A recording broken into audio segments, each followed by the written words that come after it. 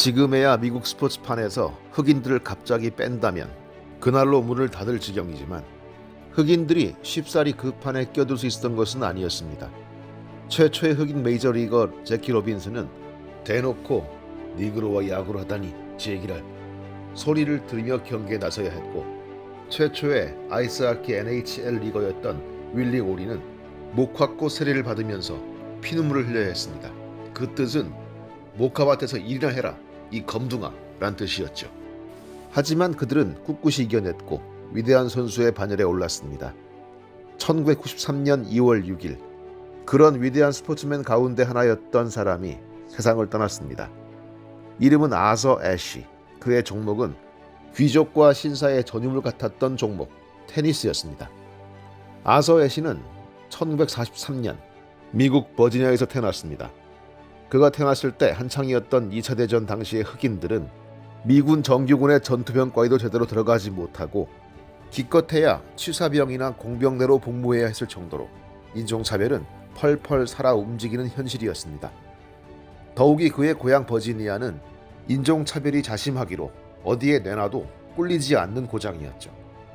흑인들은 테니스 대회에 출전할 수 없다는 법까지 있었다니 말 다한 셈입니다.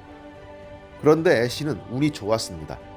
아버지가 바로 테니스 코트가 있는 공원의 관리인이었던 겁니다. 덕분에 애쉬는 테니스 라켓을 잡을 수 있었고 그 소질을 만개에 보일 수 있었습니다. 테니스로 두각을 드러낸 그는 테니스 장학생으로서 1963년 UCLA 대학에 전액 장학금을 받으며 입학하는 계가를 올렸고 흑인 최초로 국가대항전인 데이비스컵 미국 국가대표로 선발됩니다. 나이 20살의 검은 테니스 신동은 차근차근 세계 정상을 향해 걸어나가기 시작했습니다. 1968년은 미국의 인종 붕괴와 흑인들의 항쟁이 절정에 이른 때였습니다. 나는 꿈이 있습니다 라고 외치던 흑인들의 희망 마틴 루터 킹 목사가 암살되고, 멕시코시티 올림픽에서 금과 동메달을 딴 흑인 선수 토미 스미스와 존 칼로스는 시상대에서 미국 국가가 연주될 때 검은 장갑을 낀 손을 높이 치켜듦으로써 미국 내 인종 차별에 무언해 그러나 격렬한 저항을 했던 그 해였습니다. 바로 그 해 특히도 흑인들의 범접이 어려웠던 귀족적인 스포츠 테니스에서 하나의 거대한 사건이 일어납니다. 아서 애쉬가 US 오픈 정상에 우뚝 선 겁니다. 흑인이 인종적으로 테니스를 못하는 열성인자를 지닌 것이 아니라 단지 접근이 어려웠을 뿐이라는 평범한 사실을 애쉬는 그 우승 한 번으로 입증했습니다. 미국 흑인들은 애쉬를 자랑스러워했지만 미국을 휩쓸던 흑인들의 인권 투쟁에 동참하기보다는 묵묵히 테니스 라켓만 휘둘러댔던 애쉬를 조금은 못마땅해 하기도 했고 이런저런 비난의 목소리도 있었습니다. 그런데 애쉬는 조금 다른 방식으로 인종차별에 도전합니다. 지구상 최악의 인종차별 국가로 이름 높았던 남아프리카 공화국에서 펼쳐지는 남아공 오픈 대회에 애쉬는 참가 신청을 하지만 비자 발급을 거부당합니다. 흑인이기 때문이었습니다. 하지만 그는 이에 굴하지 않고 계속 노력한 끝에 흑인으로선 처음으로 남아공의 요하네스버그의 코트에 설 수 있었습니다. 흑인으로서 자존심도 없는가 하는 비난을 감수하면서 그가 노린 것은 바로 그 순간이었습니다. 경기장에 흑인들이 들어올 수 있게 해주십시오. 그는 강경하게 요구합니다.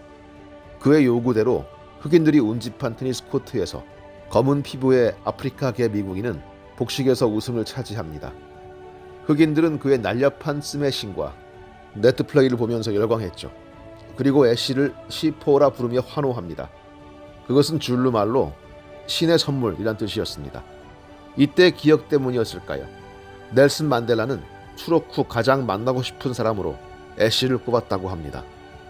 애쉬 최고의 순간은 1975년 테니스의 본고장이라 할 윈블던 코트에서 우승컵을 거머쥔 순간이었을 겁니다.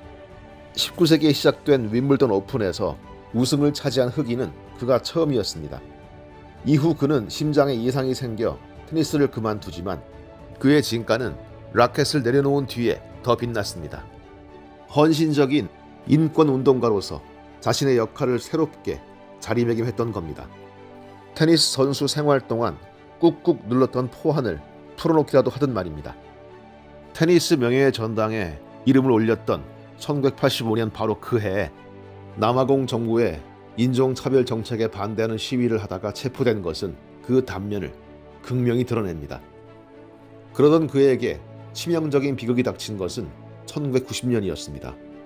1983년 심장 수술 도중 받은 수혈로 인해 에이즈에 감염되었음이 밝혀진 겁니다. 그는 감염 사실을 스스로 밝힌 뒤 더 열성적으로 사회활동에 임했습니다.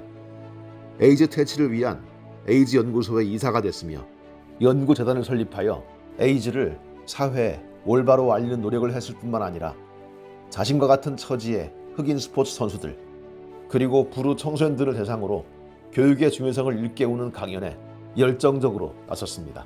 그의 강연 중 일부입니다. 내 인생에서 가장 기쁜 순간은 윈블던에서 이겼을 때도 US 오픈에서 우승했을 때도 아니었습니다. 대학, 즉 UCLA를 졸업하던 날 할머니에게 졸업가운을 입혀드릴 때였습니다. 심지어 그는 운동을 직업으로 삼지 말라는 충고까지 하고 다녔습니다. 대체 여러분 중 몇 명이 NBA 선수가 되고 메이저리그에서 뛸 것 같습니까? 차라리 공부하여 의사나 변호사가 되는 것이 훨씬 가능성이 높습니다. 매우 어이없지만 현실적인 충고였다고나 할까요? 죽기 1년 전 그는 미국 정부의 대-IT 정책에 반대하는 시위에 가담했다가 체포됐습니다. 시들어가는 육체를 이끌고 마지막까지 스스로가 옳다고 생각하는 일에 헌신했던 그는 부르짖었습니다. 세상이 나를 테니스 선수로만 기억한다면 나는 실패한 사람이다. 과연 우리는 얼마나 성공할 수 있을까요? 아니, 실패를 면할 수 있을까요? 그는 병석에 누워서도 사람들을 감동시켰습니다. 전혀 예기치 않은 수혈을 통해 자신의 몸에 스며든 불치의 병마 앞에서 왜 나에게 이런 일이 벌어졌는가? 누구나 한탄할 법한 그때 그는 이런 말을 남긴 겁니다. 불행이 닥쳐온 이 순간 내가 신이시여 왜 저인가요? 라고 묻지 않은 것은 불행보다 6배는 더 많았던 행복의 순간에 왜 저인가요? 라고 묻지 않았기 때문이다. 걸출한 테니스 선수, 그보다 더 걸출한 인간이었던 아서 애쉬의 이야기였습니다.